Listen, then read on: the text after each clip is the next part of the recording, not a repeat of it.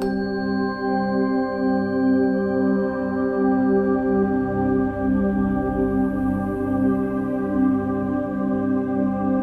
the beginning was the Logos, the Big Bang, the primordial Om. Big Bang theory says that the physical universe spiraled out of an unimaginably hot and dense single point, called a singularity, billions of times smaller than the head of a pin. It does not say why or how. The more mysterious something is, the more we take for granted that we understand it.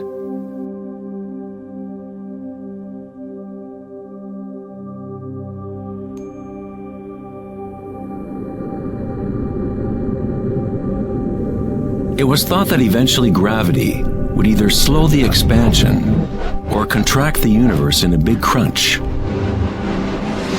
However, images from the Hubble Space Telescope show that the universe's expansion seems to be actually accelerating, expanding faster and faster as it grows out of the Big Bang.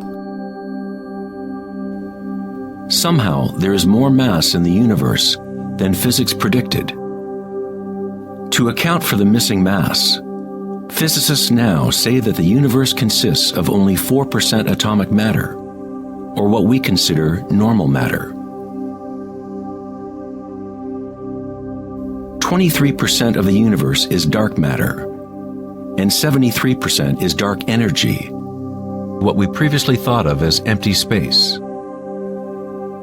It is like an invisible nervous system that runs throughout the universe, connecting all things.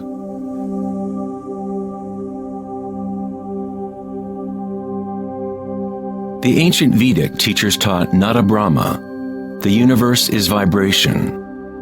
The vibratory field is at the root of all true spiritual experience and scientific investigation. It is the same field of energy that saints, Buddhas, yogis, mystics, priests, shamans, and seers have observed by looking within themselves. It has been called Akasha, the primordial Om, Indra's net of jewels, the music of the spheres, and 1,000 other names throughout history.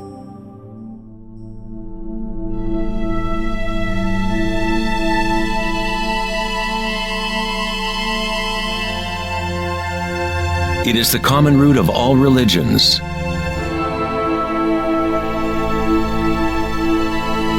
And the link between our inner worlds and our outer worlds.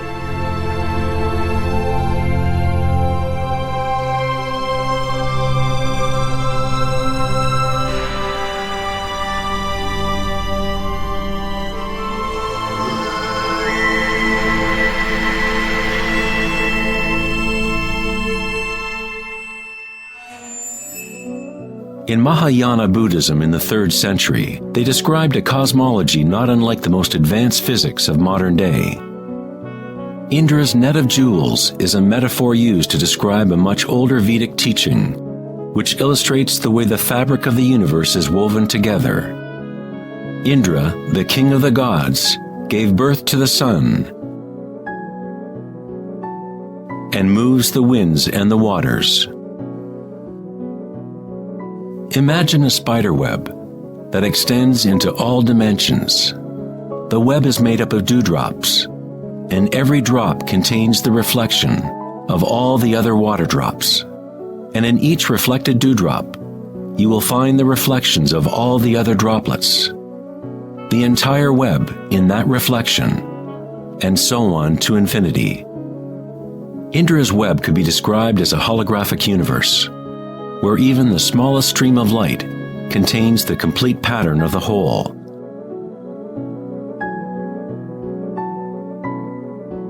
The Serbian-American scientist Nikola Tesla is sometimes referred to as the man who invented the 20th century.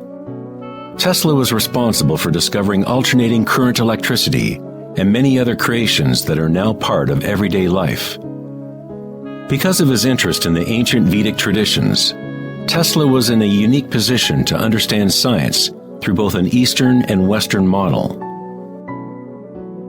Like all great scientists, Tesla looked deeply into the mysteries of the outer world, but he also looked deeply within himself. Like the ancient yogis, Tesla used the term Akasha to describe the etheric field that extends throughout all things. Tesla studied with Swami Vivekananda, a yogi who brought the ancient teachings of India to the West.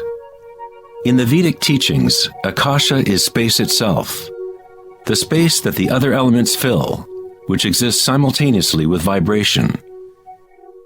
The two are inseparable. Akasha is yin to prana's yang.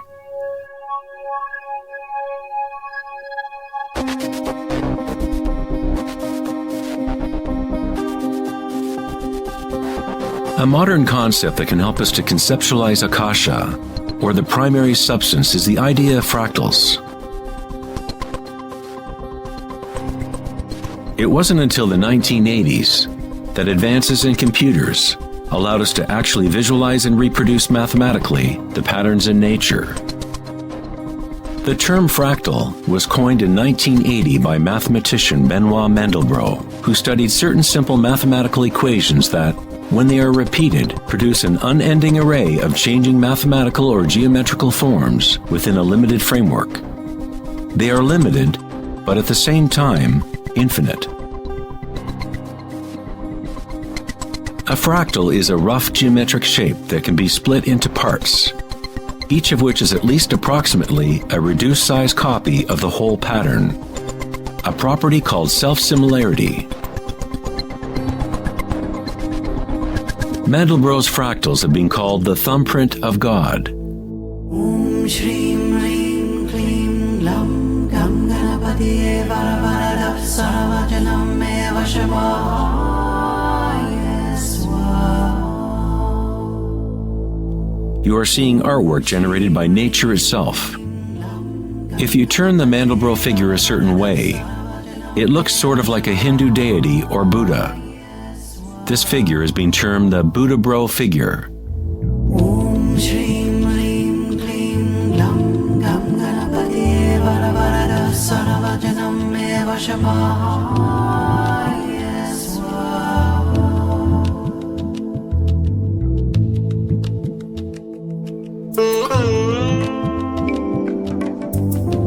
If you look at some forms of ancient art and architecture, you will see that humans have long associated beauty and the sacred with fractal patterns.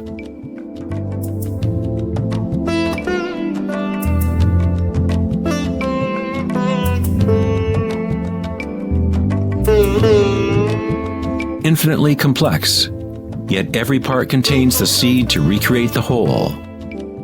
Fractals have changed mathematicians' views of the universe and how it operates. With each new level of magnification, there are differences from the original. Constant change and transformation occurs as we traverse from one level of fractal detail to another. This transformation is the cosmic spiral, the embedded intelligence of the matrix of time-space.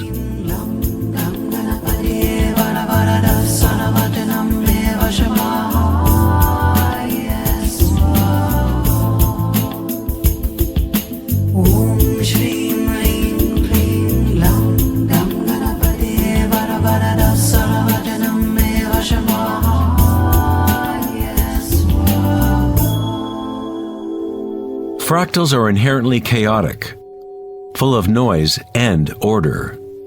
When our minds recognize or define a pattern, we focus on it, as if it is a thing.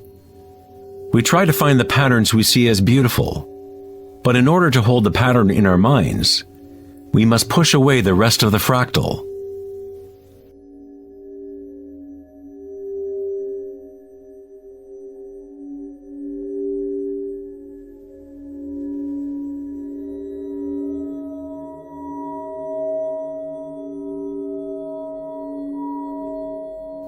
To comprehend a fractal with the senses is to limit its movement.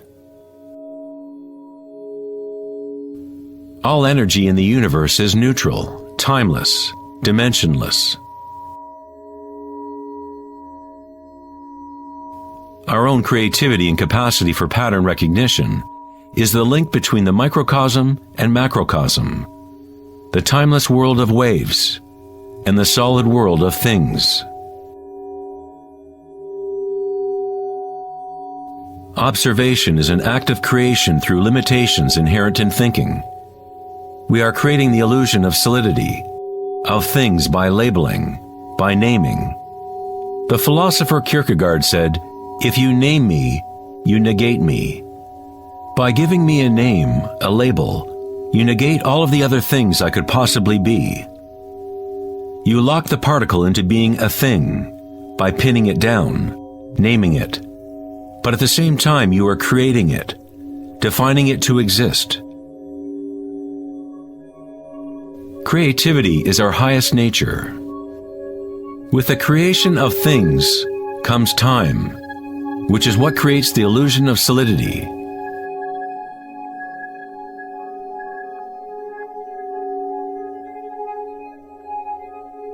Einstein was the first scientist to realize that what we think of as empty space is not nothing. It has properties. And intrinsic to the nature of space is nearly unfathomable amounts of energy. The renowned physicist Richard Feynman once said, "There is enough energy in a single cubic meter of space to boil all the oceans in the world." Advanced meditators know that in the stillness lies the greatest power. The Buddha had yet another term for the primary substance, what he termed kalpas, which are like tiny particles or wavelets that are arising and passing away trillions of times per second.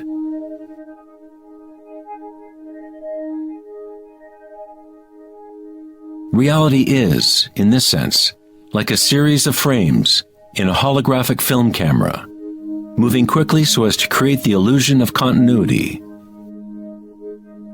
When consciousness becomes perfectly still, the illusion is understood, because it is consciousness itself that drives the illusion.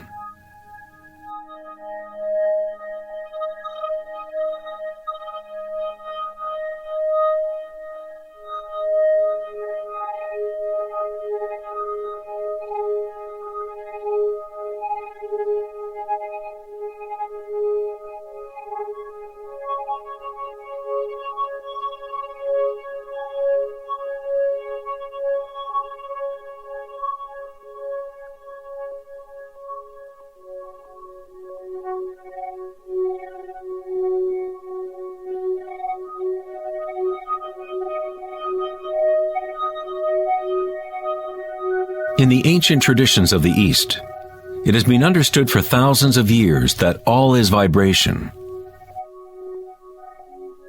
Nada Brahma, the universe is sound. The word nada means sound or vibration, and Brahma is the name for God. Brahma simultaneously is the universe and is the creator. The artist and the art are inseparable. In the Upanishads, one of the oldest human records from ancient India, it is said, Brahma the creator, sitting on a lotus, opens his eyes, and a world comes into being. Brahma closes his eyes, and a world goes out of being. Ancient mystics, yogis, and seers have maintained that there is a field at the root level of consciousness. The Akashic field, or the Akashic records, where all information, all experience, past, present, and future, exists now and always.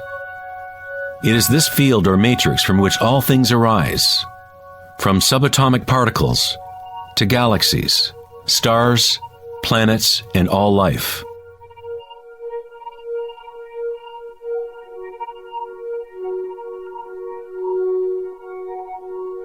You never see anything in its totality, because it is made up of layer upon layer of vibration, and it is constantly changing, exchanging information with Akasha.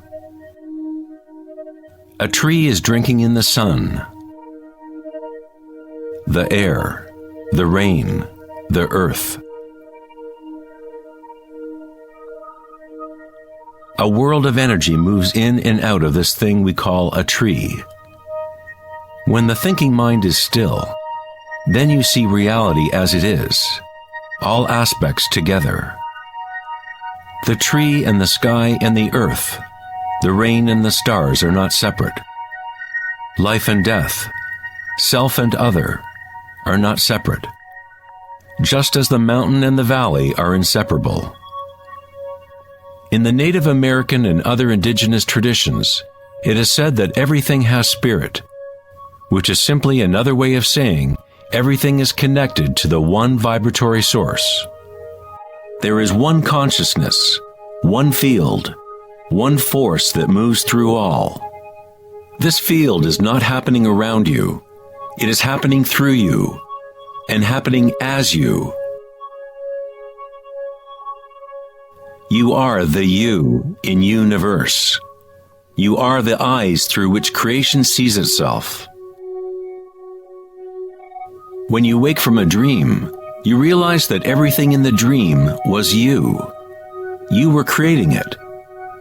So-called real life is no different. Everyone, everything is you. The one consciousness looking out of every eye. Under every rock.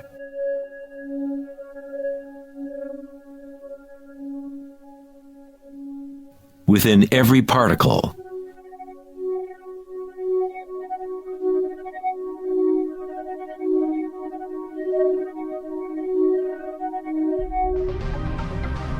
International researchers at CERN, the European Laboratory for Particle Physics, are searching for this field that extends throughout all things.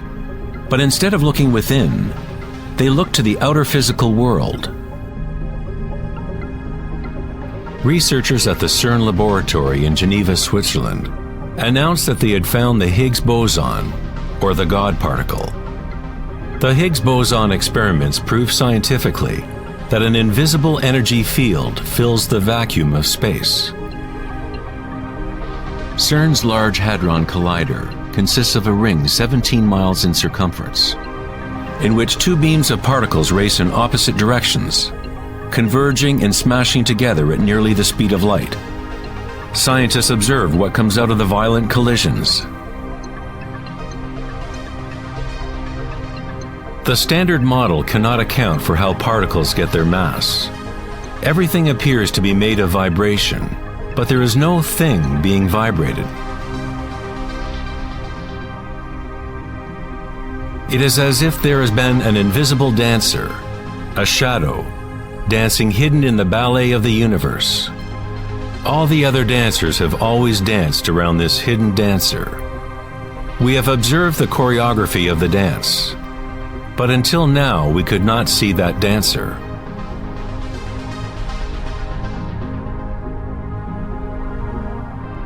The so-called God particle, the properties of the base material of universe, the heart of all matter which would account for the unexplained mass and energy that drives the universe's expansion. But far from explaining the nature of the universe, the discovery of the Higgs boson simply presents an even greater mystery, revealing a universe that is more mysterious than we ever imagined. Science is approaching the threshold between consciousness and matter. The eye with which we look at the primordial field and the eye with which the field looks at us are one and the same.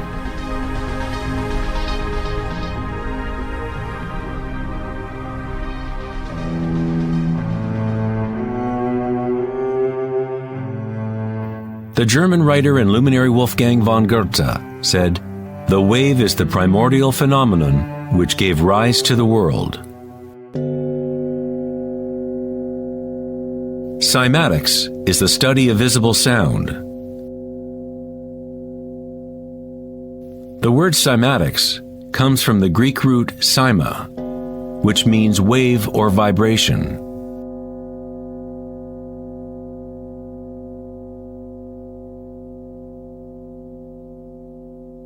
One of the first Western scientists to seriously study wave phenomena was Ernst Chladni, a German musician and physicist who lived in the 18th century. Chladni discovered that when he spread sand on metal plates and then vibrated the plates with a violin bow, the sand arranged itself into patterns. Different geometrical forms appeared depending on the vibration produced.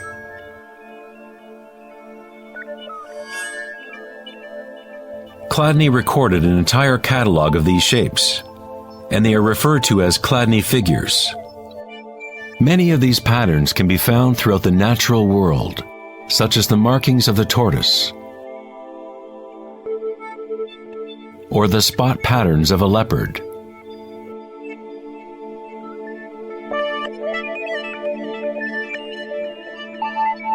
Studying Chladni patterns or cymatic patterns is one secret way in which high-end guitar, violin, and other instrument makers determine the sound qualities of the instruments they make.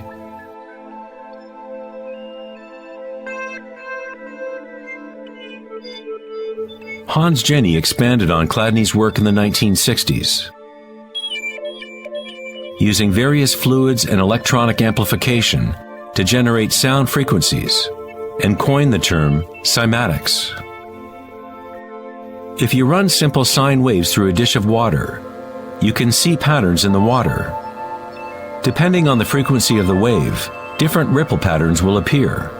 The higher the frequency, the more complex the pattern. These forms are repeatable, not random. The more you observe, the more you start to see how vibration arranges matter into complex forms from simple repeating waves. This water vibration has a pattern similar to a sunflower.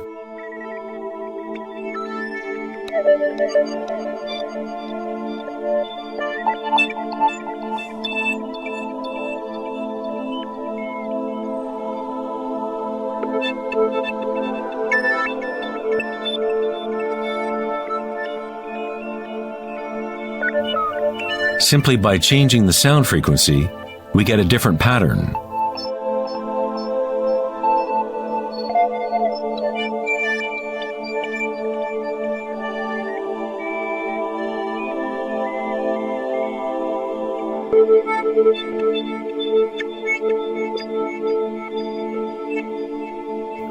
Water is a very mysterious substance.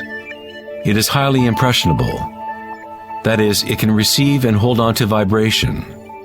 Because of its high resonance capacity and sensitivity, and an inner readiness to resonate, the water responds instantaneously to all types of sonic waves. Vibrating water and earth make up the majority of mass in plants and animals.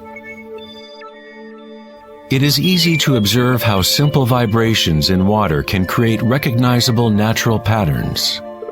But as we add solids and increase the amplitude, things get even more interesting. Adding cornstarch to water, we get more complex phenomena.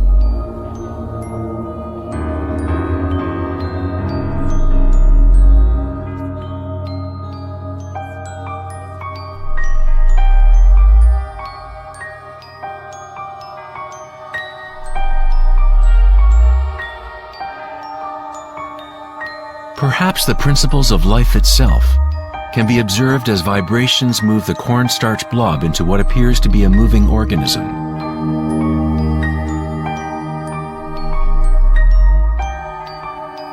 The animating principle of the universe is described in every major religion, using words that reflect the understanding of that time in history. In the language of the Incas, the largest empire in pre-Columbian America, the word for human body is Alpa Kamasca, which means literally, animated earth. In Kabbalah, or Jewish mysticism, they talk about the divine name of God, the name that cannot be spoken. It cannot be spoken because it is a vibration that is everywhere. It is all words, all matter. Everything is the sacred word.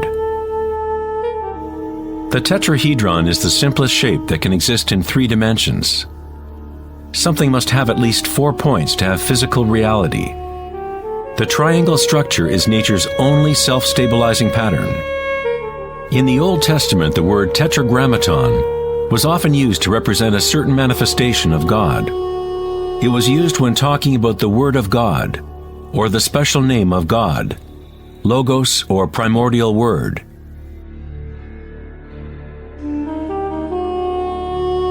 The ancient civilizations knew that at the root structure of the universe was the tetrahedral shape. Out of this shape, nature exhibits a fundamental drive toward equilibrium, Shiva, while it also has a fundamental drive towards change, Shakti.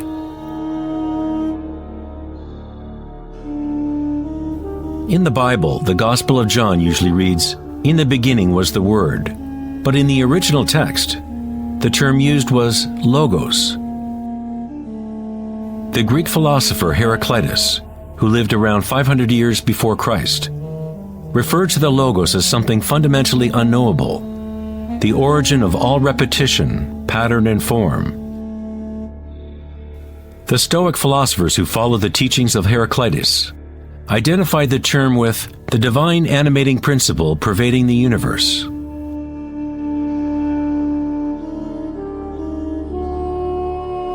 In Sufism, the Logos is everywhere and in all things. It is that out of which the unmanifest becomes manifest.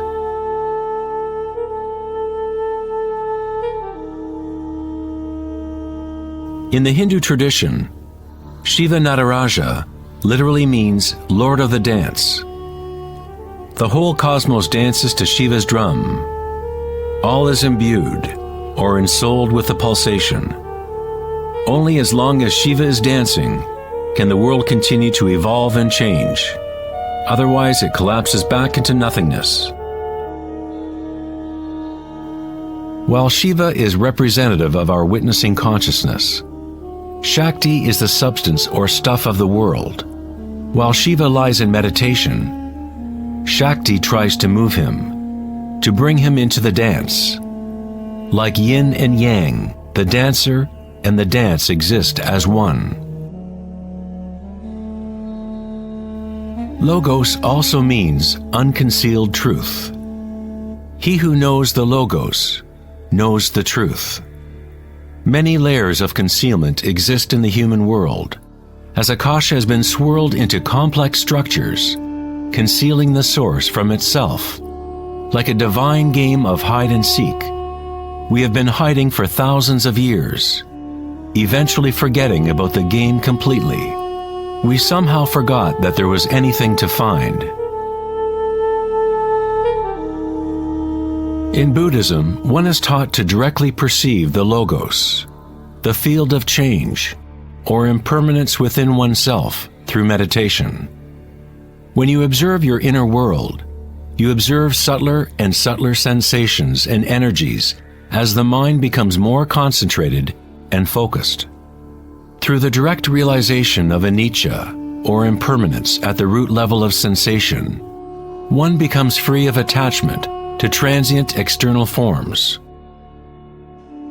Once we realize there is one vibratory field that is the common root of all religions, how can we say, my religion, or this is my primordial Om, my quantum field?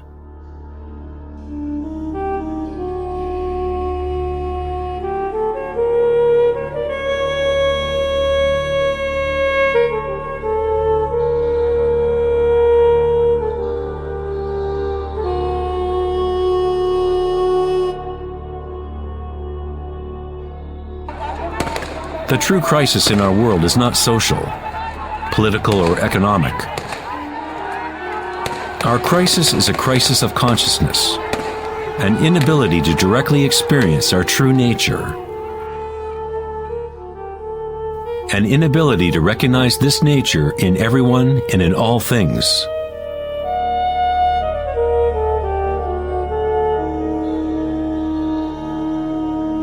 In the Buddhist tradition, the Bodhisattva is a person with an awakened Buddha nature. A Bodhisattva vows to help to awaken every being in the universe, realizing that there is only one consciousness. To awaken one's true self, one must awaken all beings.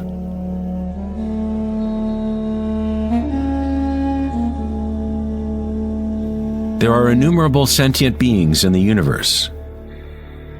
I vow to help them all to awaken. My imperfections are inexhaustible. I vow to overcome them all. The Dharma is unknowable. I vow to know it. The way of awakening is unattainable. I vow to attain it.